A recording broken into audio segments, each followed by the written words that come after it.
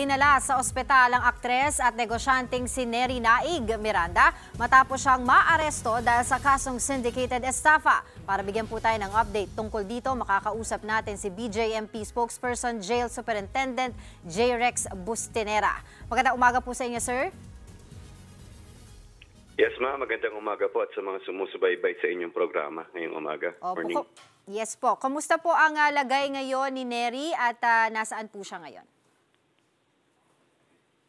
Yes, ma'am. Ongoing po ang kanyang medical evaluation sa isang ospital. Inaantay lang po natin matapos ito.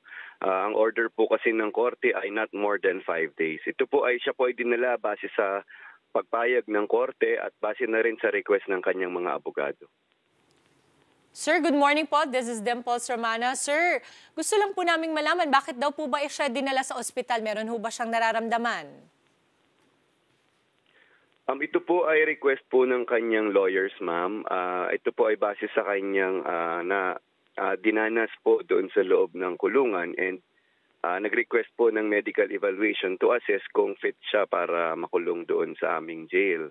At ito naman po ay pinayagan ng korte at kami dinala lang po namin siya sa ospital po to comply with that.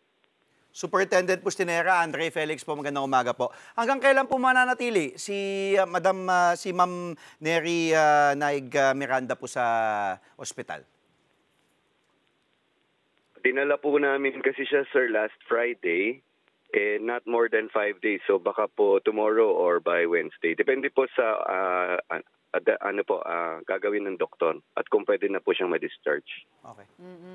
Panghuli na lamang po, kailan po ba yung susunod na pagdinig para po sa kaso ni Neri? And of course, gusto din po natin malaman, pagbalik po niya sa kulungan, ano po ba yung setup doon? Makakasama po ba niya sa loob mismo yung mga iba pang mga nakakulong doon o meron po siyang separate na kwarto?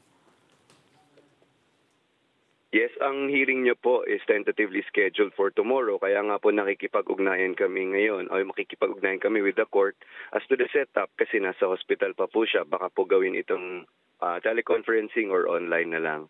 Kung babalik naman po siya sa Pasay City Jail Female Dormitory, again, isa po itong selda lang din. Kapareho lang din po ng lahat ng ordinaryong bilanggo.